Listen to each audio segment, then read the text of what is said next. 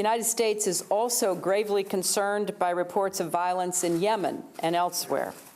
We urge restraint and for the governments in the region to respect the rights of their people.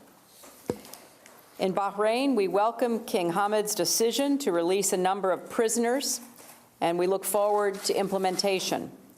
We also welcome Crown Prince Salman's steps to initiate a meaningful dialogue with the full spectrum of Bahraini society. We hope Bahrain's friends across the region and around the world will support this initiative as a constructive path to preserve Bahrain's stability and help meet the aspirations of all its people. As we have said, these steps will need to be followed by concrete actions and reforms. We urge all parties to work quickly so that a national dialogue can produce meaningful measures that respond to the legitimate aspirations of all the people of Bahrain. And we continue to call on the Bahraini government to exercise restraint.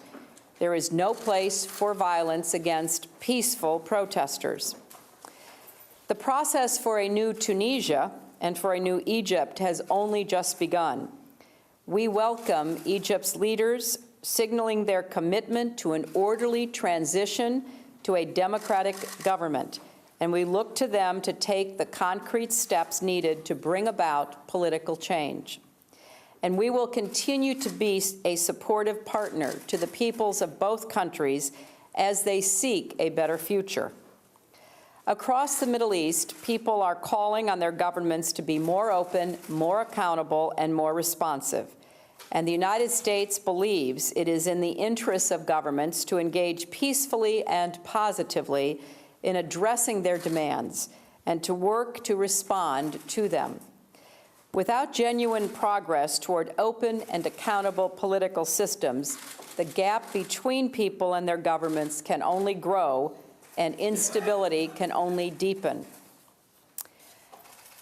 It was with great pleasure that I welcomed the Foreign Minister of Latvia here today, a democracy that is demonstrating by its actions how it can build a better future for its own people. We just held a productive meeting. I expressed our unwavering commitment to Latvia's security and our support for its continuing economic recovery, and the efforts that it is undertaking to ensure prosperity, energy security, and justice for all of its citizens. The United States has maintained an unbroken friendship with Latvia throughout its modern history, when it was at war and under occupation, and since it acquired its independence from the Soviet Union. And we have long admired the Latvian people. That's Hillary Clinton there in Washington, D.C., making a speech in which she began, it's obviously a speech concerning principally Latvia, but she began by mentioning the events in Libya and in Egypt, Tunisia, and around the Middle East, pretty much treading the same line as we've seen coming from the State Department up until now. Not particularly strong words on Libya, or particularly conclusive ones, stronger than perhaps we've heard so far from the United States, but pretty much in line with the diplomacy we have seen so far. Let's pick up the issue here with Hussam El-Ghariani from the Libyan Information Center. He's with me in our Doha studio. The international community's reaction thus far, fairly mixed, and in particular from the United States, not particularly significant in terms of suggesting action, being condemnatory. What do you think the international community needs to do in this context? Well, I mean, they can do a lot more, but from our perspective, we ask them at least to help accelerate the procedures to get a United Nations resolution to have a no-fly zone enforced over Libya. It's no secret they are using the Air Force. There are unconfirmed reports of foreign pilots bombing various cities around the whole of the country. And for this, we ask to try and impose this no-fly zone. There are unconfirmed reports of the civilian jets being used to ship in more mercenaries from sub-Saharan countries. Again, this could make a huge difference to weaken the regime and accelerate the end for this tyrant. But Also, I wanted to go back, if I may, to the points he made during his speech. He emphasizes a lot on the fragmentation of the country, and he tries to talk about the tribal leaders, how he has revolutionary members in every tribe. This is not the case. Libya is one. We are speaking as one body, and eventually we will be one country. Nobody is talking of fragmentation. And also he mentions indirectly, again, signs of his desperation, the use of violence by the United States in Fallujah, and he gives another example of Russia, trying to hint to the people that he will also has a legitimate reason to use violence against his people. He's trying to justify what he's doing. What is the situation with, I mean, you talk about Libya as one country, but I'm just wondering how the international community will be received if it does take action here. I mean, how does the culture view the role of the international community? Because Libya has, right back to the time of the Romans, Tripoli has been more or less an occupied land by various different colonialists. Yeah. Would they rather not see the US getting involved in this, or the European Union or the United Nations getting involved in this? We are a sovereign state, and given the chance, we can stand up on our own 2 feet. But unfortunately, we've not had the opportunity since he's been in power.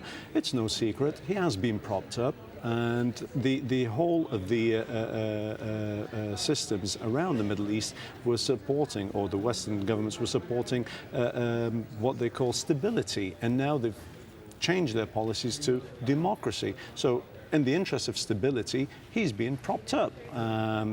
Everybody's seen footage of Tony Blair shaking hands with him and so on.